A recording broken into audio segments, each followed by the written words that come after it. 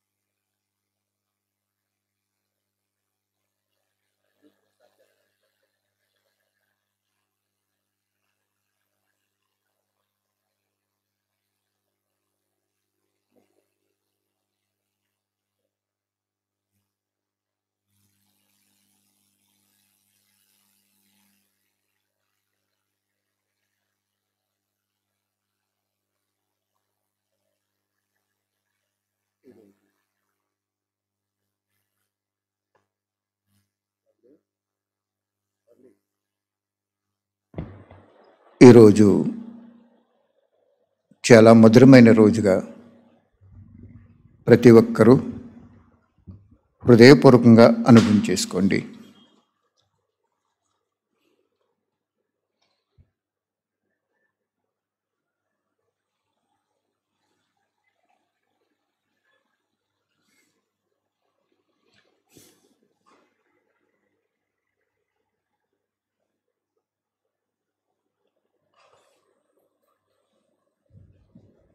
బాబా చెప్తున్నారు, ఎప్పుడు కూడా సంతోషాన్ని వదలకూడదు అంటున్నారు బాబా. ఎందుకంటే సంతోషం అనేది శారీరక ఆరోగ్యానికి, మనసుకి కూడా ప్రశాంతతను ప్రసాదిస్తుంది. పుణ్యకథ కూడా మన సంతోషం ఆధారంగానే జమ్ముతుంది. మీరు ఎవరికైనా బుక్ ఇచ్చారనుకోండి, వాళ్ళు మంచి జ్ఞానం పొందానని సంతోషించినప్పుడు బాబా ఏం చెప్తారు, మీకు పుణ్యకథ జమ్మవుతుంది అని. అందుచేత సంతోషం అనేది చాలా అవసరం అంటున్నారు బాబా. ప్రకృతి ఆపదలు వచ్చినా, పరిస్థితులు ఎలాంటి వచ్చినా, ఏ విధమైనటువంటి అవరోధాలు వచ్చినా బాబా ఏం చెప్పారు, సంతోషాన్ని వదలకండి అని చెప్తున్నారు బాబా. ఒకసారి అనుభవం చేసుకోండి ఆ పాయింట్ని.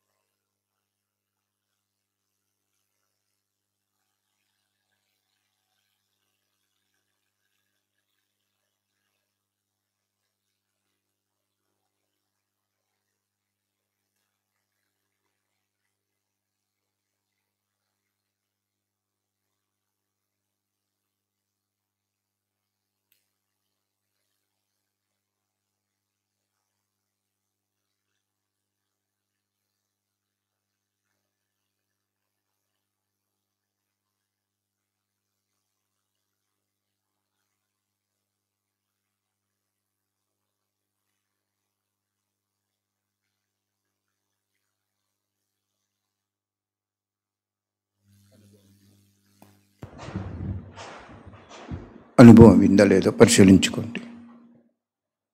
సంతోషం అనేది బాబా ఏం చెప్తున్నారు?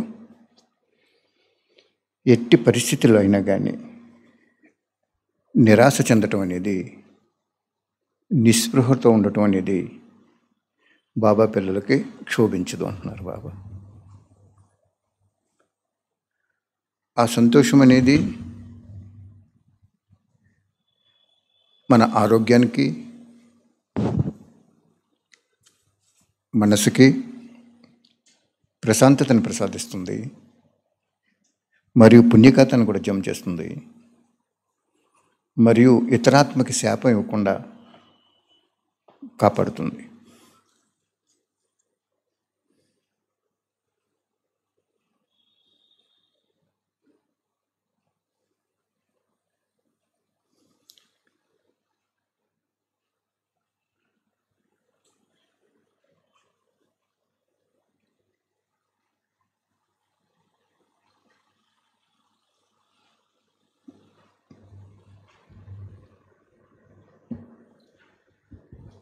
బాబా ఈరోజు మీకు కొన్ని వాణీల్లో డేట్లు చెప్తున్నాను. బాబా అలా చెప్పమన్నారు. ఆ డేటులో ఆ పాయింట్ మీరు ఏ పాయింట్కి ఏ డేట్లో వాణి ఉందో అనుభవం చేసుకుంటూ ఉండండి. 18వ తారీఖు 1వ నెల 97లో బాబా ఏమంటున్నారు? వీళ్ళు మారరు, వీళ్ళు ఇంతే అని నీ నోటంపడ ఎవరి గురించి రాకూడదు అంటున్నారు.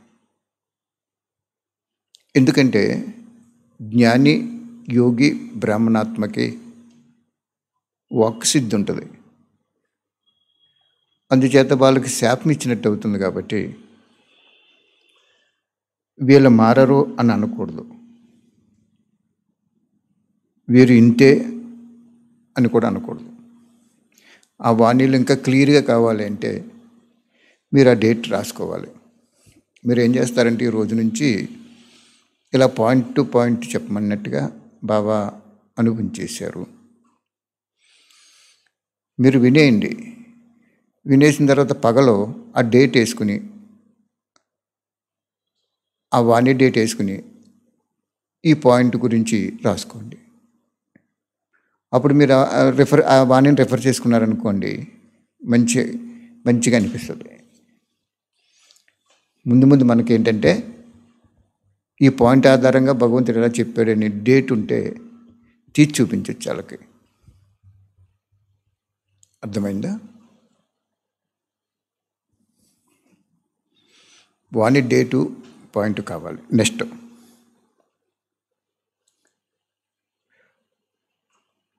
తక్షణమే చేసిన దానికి మహాపుణ్యం లభిస్తుంది. బ్రహ్మబాబా ఆలోచించి చేయలేదు, తక్షణమే చేశారు. రేపటి గురించి ఎలా జరుగుతుందని కూడా ఆలోచించలేదు. తక్షణమే చేసిన దానికి బాబా తక్షణమే కూడా ప్రాప్తి ఇచ్చేస్తారు. ఇది 18వ తారీఖు 1వ నెల 97లో చెప్పారు బాబా. 18వ తారీఖు 1వ నెల 97లో చెప్పారు బాబా. మీరు పగలు ఏం చేస్తారంటే ఈ హోంవర్క్ పెట్టుకోండి. ఇలాగా మీకు ఏదైనా సమస్య వచ్చినప్పుడు ఇంకెవరిని అడగక్కర్లేదు. అడిగినా తప్పులేదు, బాబా చెప్పిస్తారు.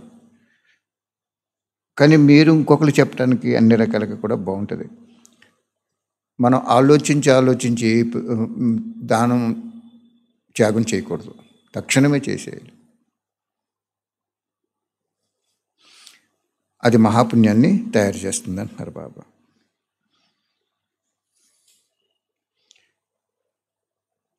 ఇరవై 23వ తారీఖు 2వ నెల 97 ఆ డేట్ వేసుకోవటం. సాక్షి స్థితి సింహాసనం అనే దాని గురించి చెప్పారు బాబా. అంటే ఏది జరిగినా డ్రామాలో సాక్షిగా ఉన్నప్పుడు సాక్షి అనే సింహాసనం మీద మనం కూర్చున్నప్పుడు, అంటే ఆ స్థితిలో ఉన్నప్పుడు, ఆ సమస్య సింహాసనం కింద నలిగిపోద్ది అని చెప్పారు బాబా. ఇది చాలా మంచి పాయింట్. మనం ఇన్నాళ్ళు ఏం చేస్తున్నాం? పాయింట్ వినేస్తున్నాం, మర్చిపోతున్నాం.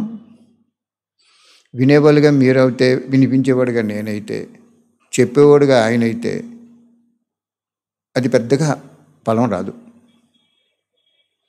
ఆయన చెప్పారు, నేను వినిపిస్తున్నాను, మీరు వినేవారుగా అవుతున్నారు. కానీ మనం చక్కగా ఉదయం ఏదో టైంలో ప్రెస్గా కూర్చుని ఈ డేట్ని సాక్షి స్థితి సింహాసనము అన్నారు బాబా. అంతే, అలా పెట్టుకుంటే సరిపోద్ది. మీకు డీటెయిల్స్ కావాలన్నప్పుడు వాణి చదువుకోవటమే. ఏది జరిగినా సాక్షిగా మన స్థితిని ఉంచుకుంటే, డ్రామాలో ఫిక్స్ అయింది ఇది, కల్పపూర్వం జరిగింది మళ్ళీ జరుగుతుంది అని మనం సాక్షి స్థితిలో చూడగలిగితే ఏ సమస్య అయినా కూడా సమాప్తి అయిపోతుందని చెప్తున్నారు బాబా. ట్రాఫిక్ కంట్రోల్ అయింది, ఒక్క నిమిషం చేసుకోండి.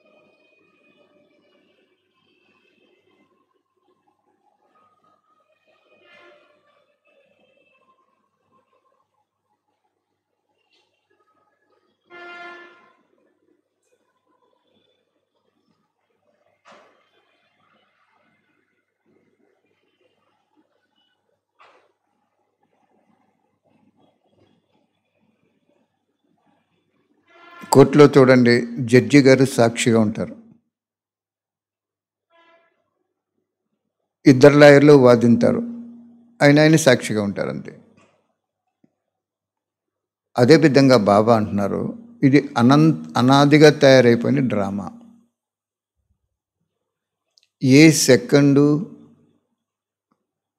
ఏది మారదు.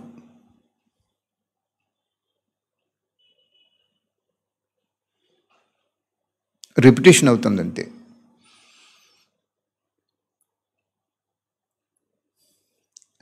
ఆ స్థితి మనకు ఉన్నప్పుడు ఏం జరుగుతుంది? కల్పపూర్వం జరిగింది, ఇప్పుడు జరుగుతుంది, అంతే. ఎవరైనా మిమ్మల్ని నిందించినా కల్పపూర్వం జరిగింది, ఇప్పుడు జరిగింది.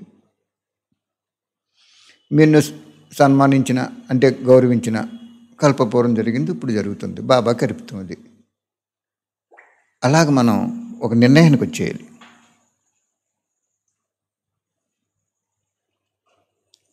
అర్థమైందా?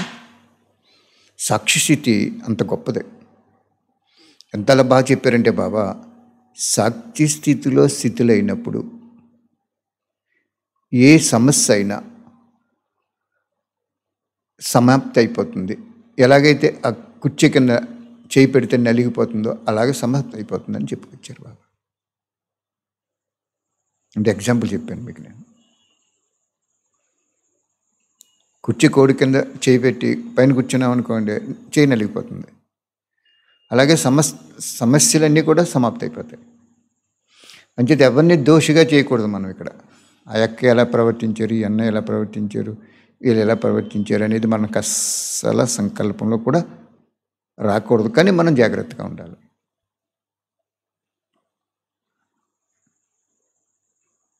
ఇరవై 23వ తారీఖు 2వ నెల 97వ సంవత్సరంలో.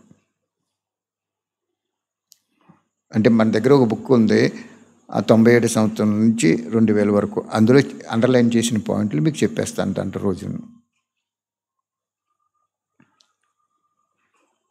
అదే డేట్లో 23/2/17లో ఇంకోటి ఏం చెప్పాడు, సమర్పణ అంటే ఏంటి అని అడిగారు బాబా. మీరు చెప్తారు ఎవరికైనా, డేట్ కూడా చూపించాలి అక్కడ.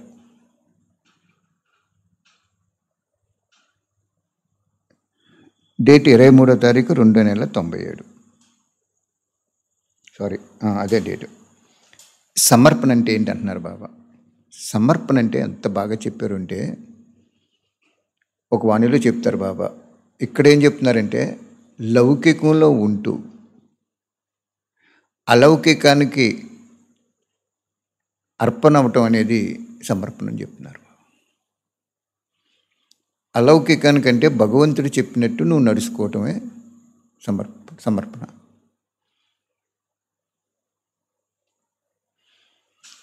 అలౌకికంలో ఉంటూ బాబా చెప్పినట్టు నడుచుకోకపోతే నువ్వు సమర్పణ కానట్టు అని చెప్తున్నారు బాబా ఇక్కడ. ఇప్పుడు బాబా ఏమంటారు, నువ్వు జ్ఞానంలోకి వచ్చిన తర్వాత మధ్యస్థంగా ఉండాలి అంటారు. ఒక వస్తువు అవసరం కొనుక్కున్నాం, మధ్యస్థంగా ఉండాలి. ఒక గృహం కట్టుకున్నాం, మధ్యస్థంగా ఉండాలి. ఒక వాహనాన్ని కొనుక్కున్నాం, మధ్యస్థంగా ఉండాలి. బట్టలు తీసుకున్నాం, మధ్యస్థంగా ఉండాలి. ఈ మధ్యస్థం అనేది ఆది అనాది నియమం.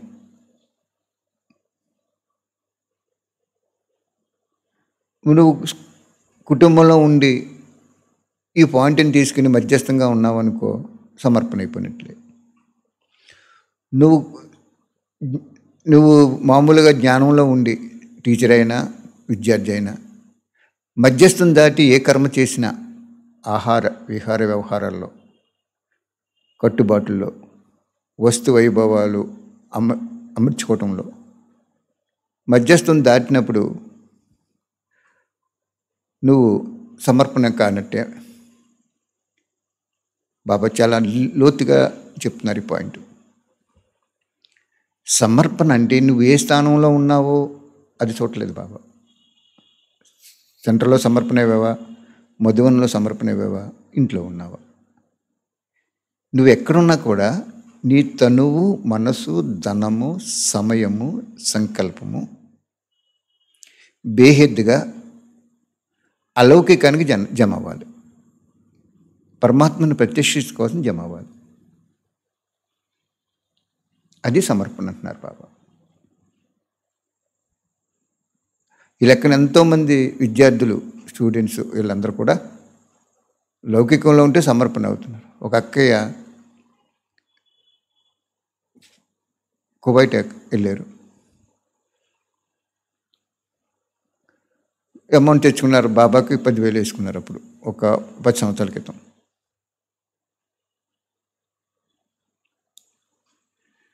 లౌకికం కార్యంలోనే ఉన్నది ఆవిడ, కానీ అలౌకికానికి అర్పణ అయింది అక్కడ.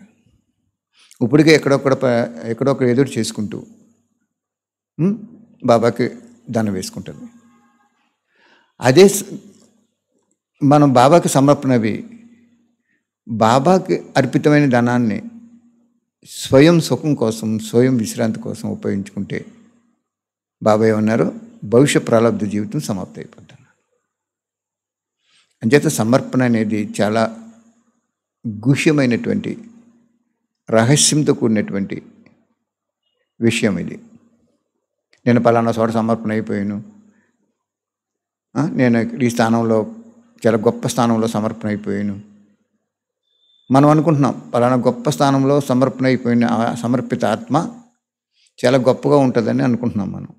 బాబా స్థానం, శరీరం ఉండే స్థానాన్ని చూడ్డం. భగవంతుడు అంత గొప్ప అబ్జర్వర్, పరిశీలకుడైన.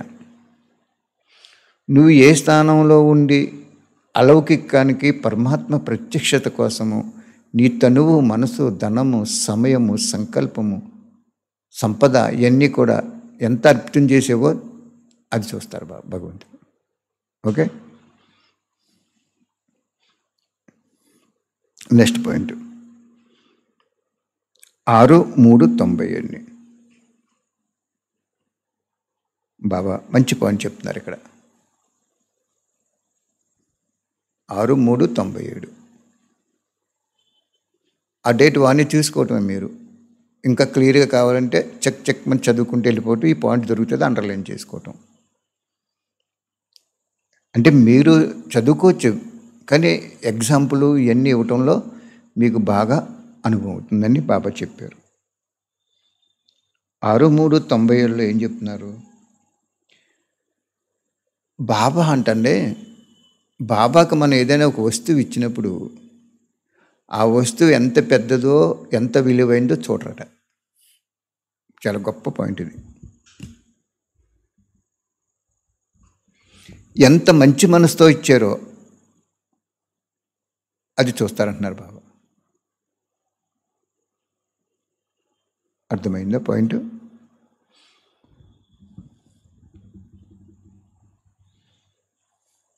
మనసు ఆధారంగా మార్కులు జమ అవుతాయి.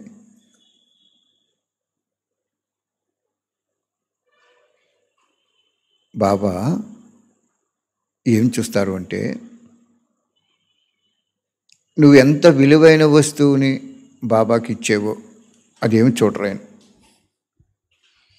సపోజ్ ఒక పెద్ద ఆస్తి ఎక్కువ ఉందనుకోండి, ఒక 100 ఎకరాలు, భగవంతుడి బిల్డింగ్ కట్టుకోండి అని చెప్పి ఓ 10 ఎకరాలు ఇచ్చారనుకోండి ఎవరైనా, బాబా ఏం చూస్తారు అక్కడ? ఏం చూస్తారనుకుంటున్నారు? ప్రేమను చూస్తారు అక్కడ. ప్రేమతో ఇచ్చారా, ఎక్కువగా ఉందని ఇచ్చారా, లేకపోతే ఇక్కడ ఇస్తే ఇదంతా డెవలప్ అవుతుందని ఇచ్చారా?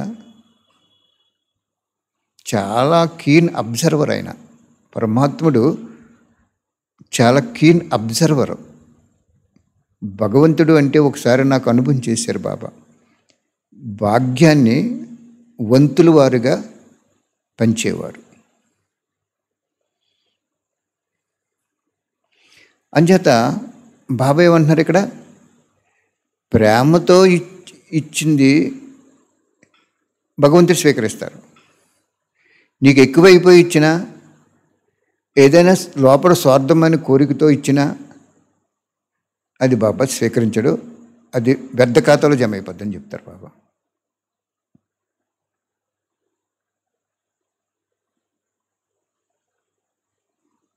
అర్థమైందా?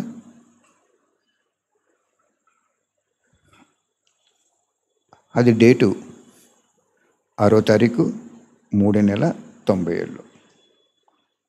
మీకు డౌట్ వచ్చినప్పుడు ఈ డేట్ తీసుకోవాలన్నమాట.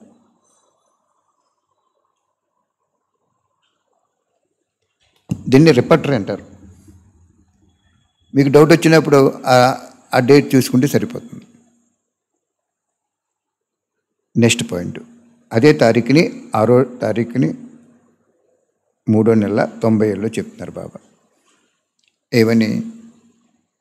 నీకు ధైర్యం అనేది ఉంటే నా సహయోగం ఆటోమేటిక్గా నీకు జరిగిపోద్ది అంటున్నారు బాబా. భగవంతుడి సహయోగము దేని మీద లభిస్తుందంటే ధైర్యం ఆధారంగా లభిస్తుంది అంటున్నారు బాబా. ధైర్యం లేదు, బాబా సహయోగం చేయరు. ఎందుకు చేయరని మనం రీసెర్చ్ చేస్తే, ప్రపంచంలో అందరికీ సహయోగం చేయాలి ఆయన. ఆ పాయింట్ పెట్టుకోకపోతే అందరికీ సహయోగం చేయాలి.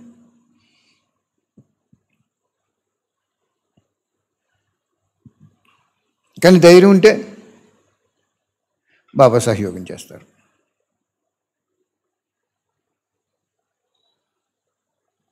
అది భగవంతుడు ఒక నియమం పెట్టుకున్నారు ఆయన. ధైర్యం నువ్వుతో ఒక అడుగు వేస్తే 100 అడుగులు వేస్తాను. ధైర్యంతో నువ్వు 10 అడుగులు వేస్తే 1000 అడుగులు వేస్తారు. ధైర్యంతో 100 అడుగులు వేస్తే లక్షలాది అడుగులు ఆయన వేయిస్తారు. చంటి పిల్లవాడు, కొంచెం ఎదిగిన పిల్లవాడు గోడను పట్టుకుని నడుస్తున్నాడు అనుకోండి, అప్పుడు మనం ఏం చేస్తాం? చేయి పట్టుకుని నడిపిస్తాం. అతను కొంచెం పరుగు పెట్టినప్పుడు మనం కూడా పరుగు పెడతాం. అదేవిధంగా డేటు 5/6/3/97.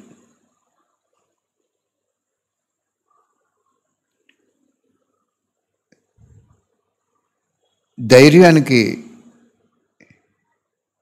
చాలా మార్కులు పడతాయి.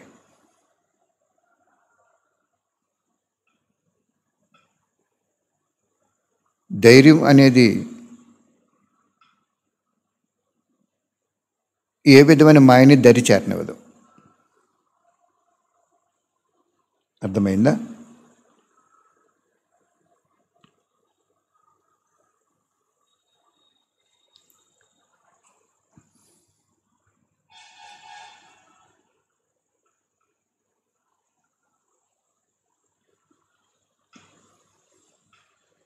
ఇలాగా ఒక్కొక్క వాణిలో 2-3 పాయింట్లు, ఒక్కొక్క పాయింట్ చాలా గొప్పగా ఉంటాయి.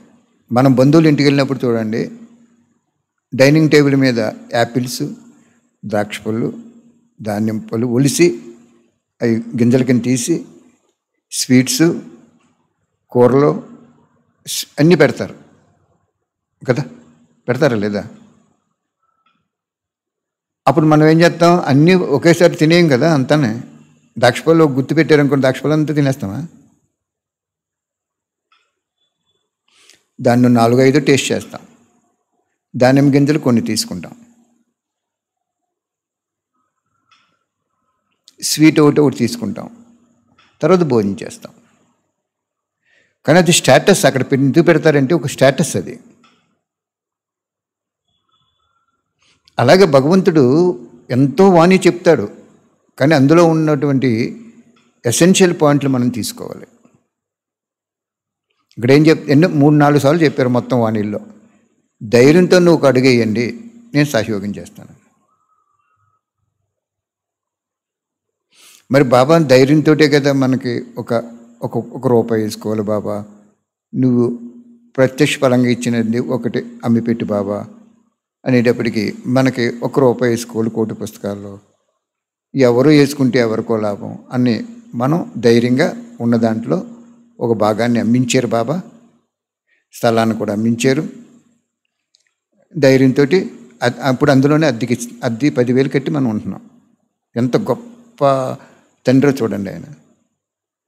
అంటే అన్నీ ఏం చేశారు, మనం వేసింది 1 కోటి రూపాయలు భగవంతుడు పుస్తకాల్లో, మిగిలిన 1 కోటి పుస్తకాలు పూర్తవడానికి మిగిలిన ధనం అంతా కూడా ఇతరుల చేత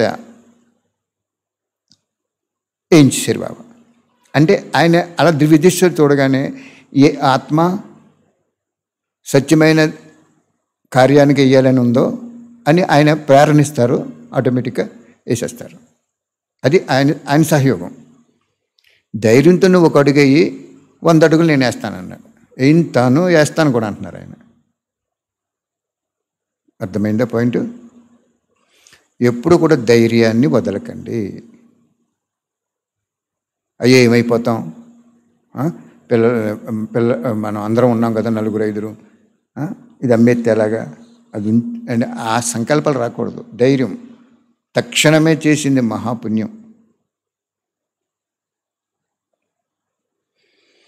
ఇలాగ మీకు ఇంకా రోజు కూడా ఒక 10 వాణీలు సారం బాబా చెప్పేస్తుంటారు, నోట్ చేసేసుకుంటుండండి.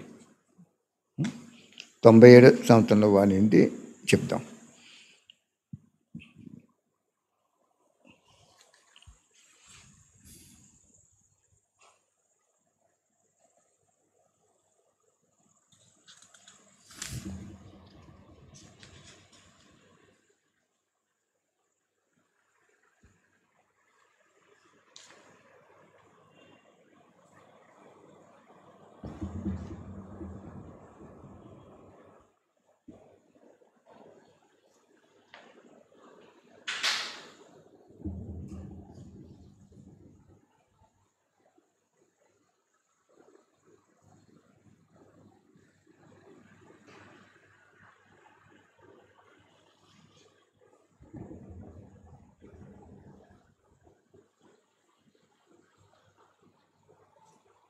బాబా చెప్తున్నారు,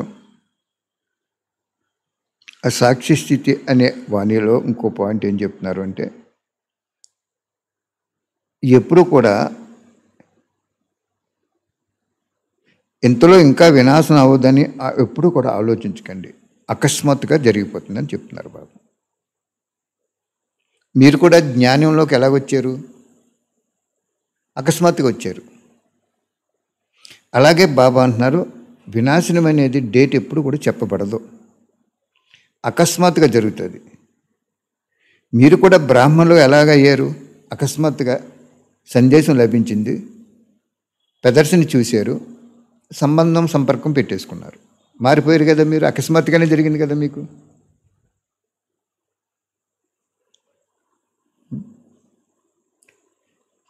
బాబా చెప్తున్నారు, లౌకిక కార్యం ఎంతవరకు చేస్తామని ఆలోచించకండి. లౌకిక కార్యం అలౌకిక కార్యం నిమిత్తం చేస్తే సమర్పణ అయినట్టే. చాలా మంచి పాయింట్ చెప్తున్నారు బాబా ఇక్కడ. మీకు ఇదివరకు నేను చెప్పాను, ఒక అన్నయ్య లౌకికంలో చేసుకుంటూ బాబాకి ఎంతో సమర్పణ చేసుకున్నారు. ఆయన రోజంతా సెంటర్లో వారికి ఎంత నెంబర్ లభిస్తుందో మీకు కూడా అలాగే లభిస్తుంది. కేవలం నిమిత్తమై చేయాలి. అది సమర్పణ అంటే. సెంటర్లో ఉన్నా, ఇంట్లో ఉన్నా నేను నిమిత్తుణ్ణి, బాబా నా చేతే ఈ కార్యం చేయిస్తున్నాడు అనేటువంటి స్థితి ఎప్పుడైతే ఉందో మీరు బాబా అంటున్నారు సమర్పణ అయిపోయినట్లు అంటున్నారు బాబా. మనమేమనుకుంటున్నాం, సమర్పణ అంటే సెంటర్లో ఉండటమే సమర్పణ అనుకుంటున్నాం. కాదు, అక్కడ అది సమర్పణే. కానీ సెంటర్లో ఉంటూ అలౌకికానికి జమ అవ్వకుండా లౌకికానికి జమ అవుతుంటే అది సమర్పణ కాదు అంటున్నారు. చాలా లోతైన పాయింట్. మీరు బుక్స్ డబ్బులు పంపుతున్నారు, మరి అది నేను ఖర్చు పెట్టాలి కదా. ఖర్చు పెట్టకుండా ఇంట్లో ఉంచుకోకూడదు కదా. అలౌకికంలో ఉంటూ లౌకికానికి పోగేసుకోవటం తప్పు. లౌకికంలో ఉంటూ అలౌకికానికి పోగేసుకోవటం ఒప్పు.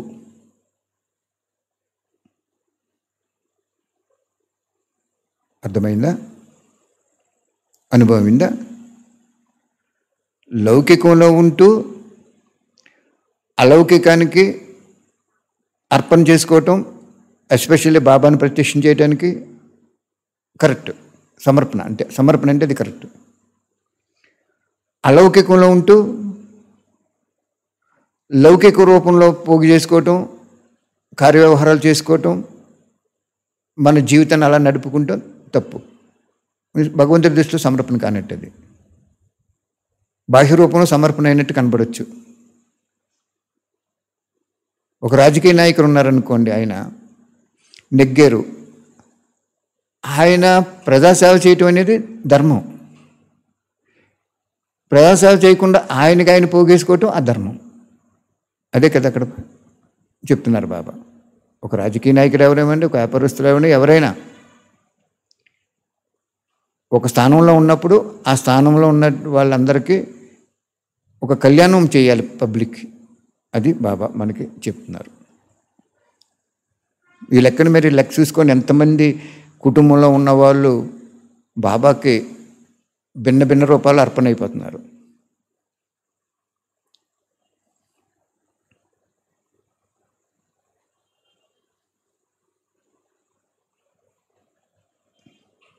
అర్థమైందా?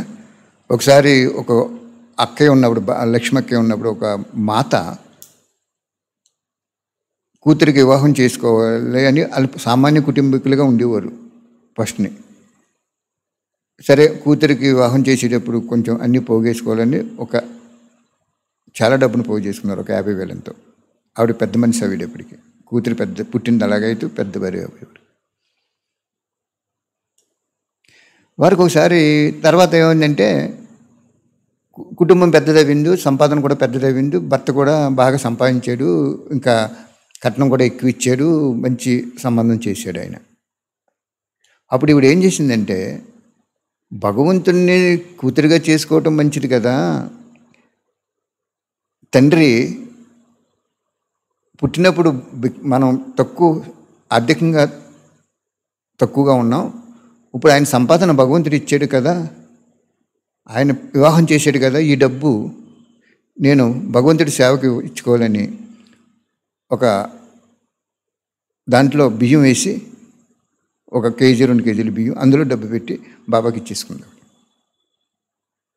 మాకేం తెలుసు ఎంత గోప్యం ఎవరేసారో ఇప్పటివరకు కూడా మనకు తెలియదు. కానీ తర్వాత చెప్పారు తీసారా లేదా అని.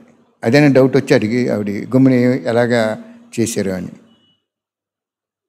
50,000 రూపాయలు వేసుకున్నారు బాబా. ఒక 5-6 సంవత్సరాలు 8 సంవత్సరాలు అవుతుంది. ఆ సమయంలో మాకు ఏమి డబ్బులు కూడా ఉండి బాబాకి అలాగే ఆ వచ్చిందే బాబాకి సేవ కోసం అర్పితం చేసుకునేవాళ్ళం.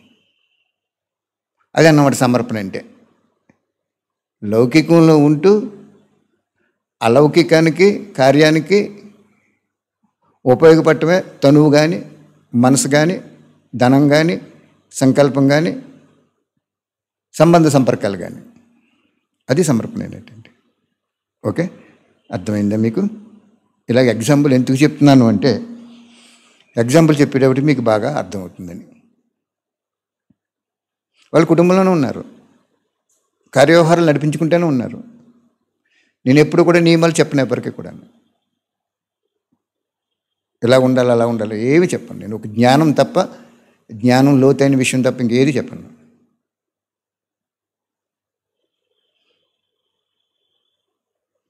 ఇప్పుడు నిన్న 2 రోజుల క్రితం కూడా వచ్చి బాబాకి ఏదో పళ్ళు ప్రసాదం కింద పెట్టుకున్నారు. అర్థమైందా?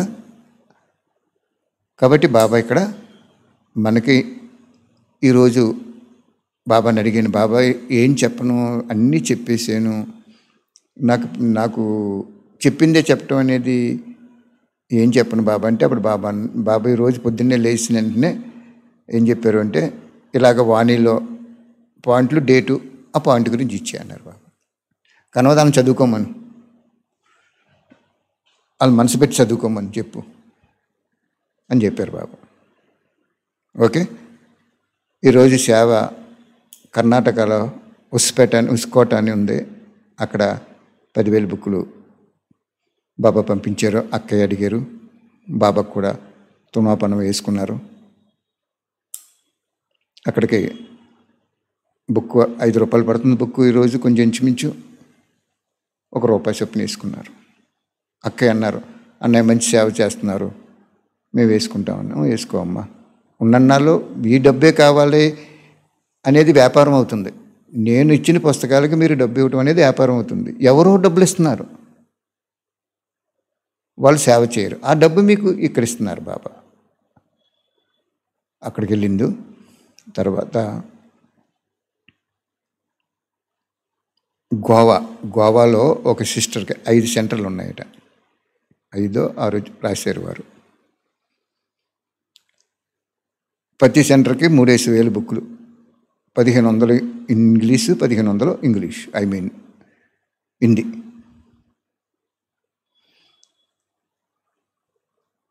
అది రేపు ఎల్లుండిలో వెళ్ళిపోతాయి. ఇంక హిందీ బుక్కులు పిన్నింగ్ అవుతున్నాయి, వెళ్ళిపోతాయి. ఎక్కడ తాడేపల్లిగూడెం, ఎక్కడ గోవా, ఎక్కడ తాడేపల్లిగూడెం, ఎక్కడ బెంగళూరు. అంటే బాబా మన చేతల్లో అలౌకిక కార్యానికి జమ చేయించున్నాడు బాబా. అదే అక్కడ పాయింట్. నువ్వు ₹1 సమర్పణ చేస్తే 100 ఇచ్చేస్తాడు ఆయన. 100 చేస్తే 1000 ఇస్తాడు, 1000 చేస్తే 1,00,000 ఇస్తాడు, 1,00,000 ఇస్తే కోట్లు ఇస్తాడు, కోట్లు చేస్తే మిలియన్స్ ఇస్తాడు. రుణం ఉంచుకోడు ఆయన. భగవంతుడు ఎట్టి పరిస్థితుల్లో ఎవరు రుణాన్ని ఉంచుకోరు.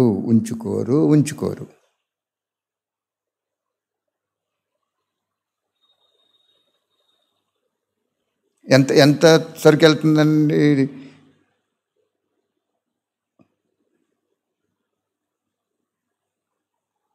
కాబట్టి సమయం సమీపంగా వచ్చేస్తుంది. కాబట్టి చక్కగా ఈ వాణీలు చదువుకుంటూ మీ జీవితాన్ని వ్యర్థం చేసుకోకండి. ఎక్కడికి వెళ్ళకండి, అవసరం లేదు. ఎక్కడికి ఏ స్థానానికి వెళ్ళక్కర్లేదు, అసలు ఏ బట్టికి కూడా వెళ్ళక్కర్లేదు, ఏ సెంటర్కి కూడా వెళ్ళక్కర్లేదు, మధువనం కూడా వెళ్ళక్కర్లేదు. చక్కగా 1 గంట ఈ డేట్లు బాబా నా చేత మీకు డేట్లు చెప్పిస్తున్నారు. వాణిని తీసుకుని చక్కగా రోజు 1 గుప్పుడు బియ్యమో లేకపోతే ఎంతో కొంత తీసుకుని ఈ సర్వమానవాళి బుక్కులు పంచిపెట్టుకోండి.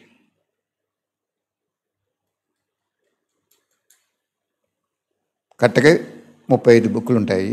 ఒక కట్టో 2 కట్టలో 3 కట్టలో 35 బుక్కులు అంటే 35 ఇంటూ 35 ఒక 1000 రూపాయలు 1000 రూపాయలు దాటవుతుంది. దగ్గర పెట్టుకోండి. రోజు బాబాతో సంకల్పం చేయండి. బాబా ఈ బుక్ ఎవరికి ఇస్తావో ఇదిగో తీసి పక్కన పెట్టేస్తున్నాను, ఇదిని పరిచయం బుక్.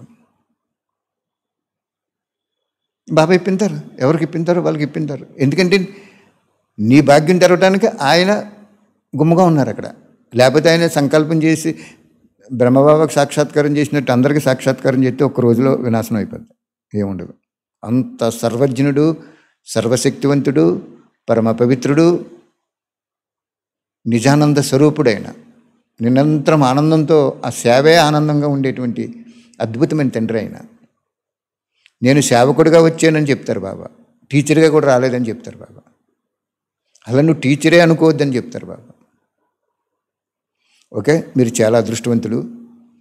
ఇలాగే నేను ఇప్పుడు హిందీ అమృతవాణి పంపుతున్నాం కదా, వాళ్ళు అడుగుతున్నారన్నమాట, మా భాషలో మార్చండి, మా భాషలో మార్చండి అంటే ఎక్కడ మార్చుతాం మనం, టైం సరిపోదు.